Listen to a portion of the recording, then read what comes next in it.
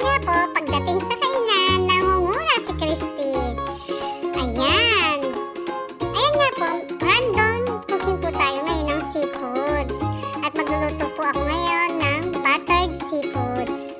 Ayan, niready ko na po ang aking mga sangkap. Unang-una mga seafoods.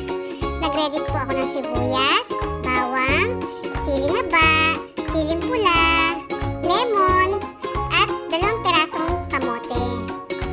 Ngayon po, hiniwa ko na po ang kamote ng sakto lang ang laki. Ayan. Naghiwa na rin po ako ng sibuyas. Kung kayo po ay broken-hearted, maghiwa lang kayo ng sibuyas para hindi hatang umiiyak. Ayan po. Maghiwa na rin po ako ng siling haba. Ayan. At siling labuyo. O, yan, di ba? Ay, ako kailangan magugas ng kamay mamaya at baka maikusot ko sa aking mata. Ayan po. Ngayon, naghiwa din po ako ng lemon. Pangpatanggal po ng suya at lansa na rin. Ayan, hiwa ko po yan. Ngayon, instead of yellow corn, purple corn lang po ang aking nabili. At ngayon nga, ay yung isang alaga, gusto pa yatang tumakas. Ayan po, iniready ko na niya. Pagalaw-galaw pa po yan. Yellow corn, garlic, onion, magic syrup, chili powder, lemon, at butter. Ayan na nga po, inilagay ko na po ang butter nung minute na ang ating kawali. Ayan po, inilagay ko na rin po ang bawang. At pagkatapos naman po ng bawang, ay isunod ko na po ang sibuyas.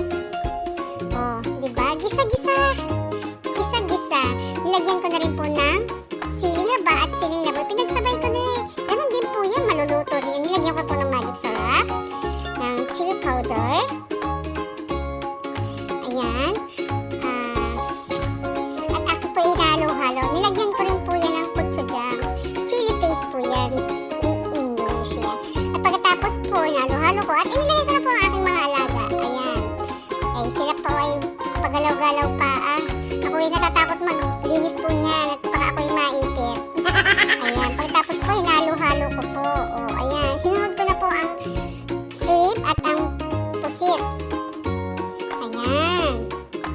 O, diba? Mabilis lang po lutuin ang seafoods. Yan. Pagkatapos po, pakahalo-halo ko po.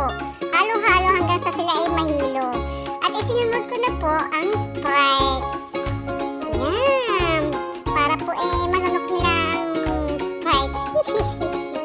Ayan. Nagdagdag po ako ng 2 kutsarang sugar at hinalo-halo ko po. Ayan.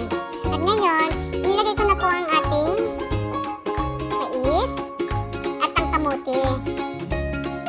Pagkatapos po, pinalipat ko na po sa isang lalagyan at hindi ko po kaya buhatin at napakabigat. Ayan po. Ayan, niready ko na po yan. Tcharam! O, yan. Ready to eat. Lagyan po natin ang palamuti. O, diba? For sure, magugustuhan ng mga bagets. At ayan na nga po, nangunguna si Christine. Na siyang number 1. O, diba? Ako po diet talaga nung gabing yan. Pero, sabi ko, focus na lang. O, diba? O, obvious na obvious naman.